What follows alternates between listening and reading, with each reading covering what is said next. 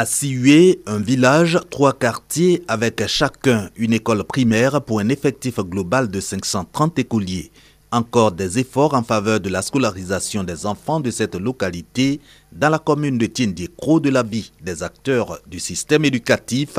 Faut-il aussi résoudre la question des apprenants sans extrait de naissance? Je n'exagère pas, la moitié n'a pas d'extrait de naissance. Certains vont jusqu'au CM2 sans acte de naissance, c'est-à-dire que ne pouvant pas présenter le concours d'entrée en 6e. Pourtant, l'école est obligatoire pour les enfants de 6 à 16 ans. Le but, foisonnement des cadres, poursuit la mutuelle pour le développement économique et social d'Assioué. Cette séance, donc, pour exhorter les parents à scolariser leurs enfants et surtout à leur établir des extraits de naissance. À la clé, des cadeaux aux meilleurs écoliers ou ceux des apprenants qui disposent déjà d'un extrait d'acte de naissance. Faire un enfant, c'est un processus. Le minimum possible, c'est de savoir déclarer son enfant à l'état civil. Ça peut être à la sous-préfecture, ça peut être à la mairie. Ça ne coûte absolument rien. Je dis bien rien. La mutuelle se rapprochera de la sous-préfecture. On a déjà jeté les bases. D'ici fin d'année, nous allons boucler ce dossier-là. Cette séance de sensibilisation porte à 8 millions de francs CFA en 3 mois. L'appui de la mutuelle pour le développement économique et social à la politique de l'école obligatoire à Assioué après la remise de manuels didactiques et de vivres aux écoles ainsi que la dotation du village en matériel de salubrité.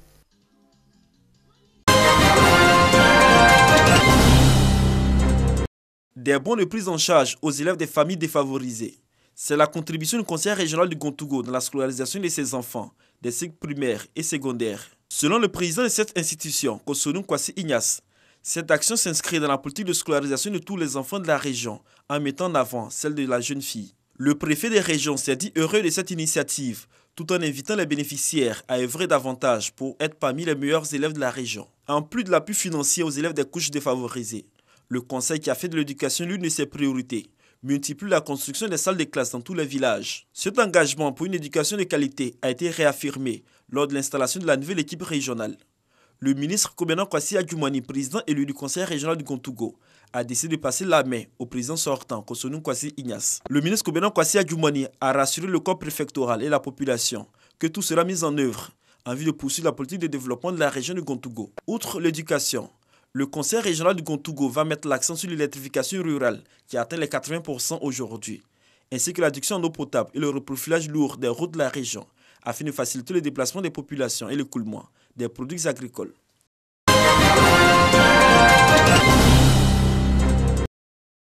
L'accès à des soins de qualité est l'un des défis majeurs à tout système de santé. L'Association des infirmiers et infirmières de Côte d'Ivoire veut ainsi apporter sa contribution à la bonne marche du système sanitaire dans le pays, d'où le sens de la formation d'une cinquantaine de membres de l'AICI venus de toute la Côte d'Ivoire. Il s'agit de renforcer les capacités des infirmiers et infirmières sur la base du code de déontologie. Quand le médecin finit, c'est l'infirmier qui fait tout le reste. Donc, dit que la profession est importante et qu'elle a besoin de s'organiser et que cette organisation-là ne fera que du bien au système de santé. Aujourd'hui, les populations attendent beaucoup de leur système de santé. Les populations veulent aujourd'hui un meilleur accueil dans les services de santé. Les populations veulent la qualité des prestations. Ils veulent des personnels bien formés, compétents pour répondre à leurs besoins. Et les codes d'éthique et de déontologie, l'ordre professionnel sont des outils indispensables pour donc atteindre ces objectifs-là. L'Association des infirmiers et infirmières de Côte d'Ivoire revendique plus de 7000 membres.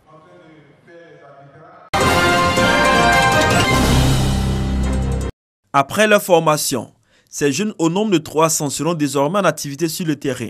Ils reçoivent chacun le permis de conduire. Le sésame pour mener des activités génératrices de revenus afin de se prendre en charge financièrement. Cette initiative est du conseil régional d'Abagoué qui a fait de l'emploi des jeunes l'une de ses priorités. Le président de cette institution, Siama Bamba, a signifié qu'après cette première phase de 300 jeunes pour le permis de conduire, une autre opération de 1500 jeunes dans la culture du maraîcher sera lancée afin de permettre à la jeunesse d'Abagoué d'être plus autonome et contribuer au développement de la région. Lors de la cérémonie de remise de la feuille de route à la nouvelle équipe régionale, toujours dirigée par Siama Bamba, Il a rappelé le renforcement des fonds destinés aux jeunes et aux femmes qui vont atteindre chacun la barre des 40 millions de francs CFA. Pour le nouveau mandat, il compte poursuivre le programme de développement de la région tout en renforçant les actions dans le secteur de l'éducation, de la santé et surtout dans l'amélioration des conditions de vie des populations. Aujourd'hui, nous sommes pratiquement à 2 ou 3 villages près. Donc, tous les villages ont au moins une école. Et nous sommes rentrés dans le cycle de compléter les écoles, c'est-à-dire où il y avait les 3 classes à 6 classes, et commencer justement les deuxièmes écoles. Travaillons sur ce qu'on appelle communément le DA. Et le DA, c'est vrai d'abord, on aura l'avantage, les feuilles, vous savez que ça sert à la cuisine.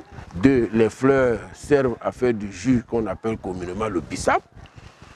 3, ce qu'on ignore et qui est très rentable et qui est prisé et qui est demandé, c'est les fibres de la plante elle-même qu'on utilise pour faire des sacs. Il y a une société qui fait les sacs. Elle a besoin d'au moins 100 000 tonnes par an. Et aujourd'hui, elle n'a même pas 10 000 tonnes. La nouvelle équipe a profité de la cérémonie de son installation pour mener sa première activité. Du matériel biomédical d'une valeur de 18 millions de francs CFA a été remis à la direction départementale de la santé de Boundiali. Du matériel pour contribuer à la prise en charge efficiente des malades dans les centres de santé.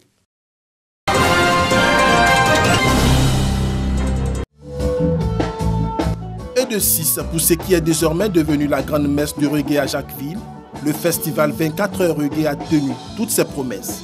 Une affiche de belle facture composée des célébrités locales de ce genre musical comme Kajim, le fils de Dja.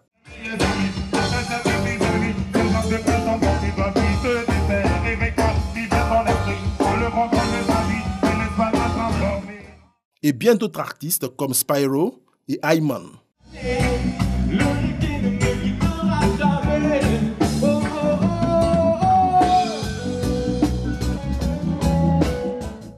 Un spectacle haut en couleur avec des mélomanes venus nombreux exprimer leur passion pour cette musique universelle vieille de plus de 60 ans. Tous les artistes qui étaient programmés sont venus.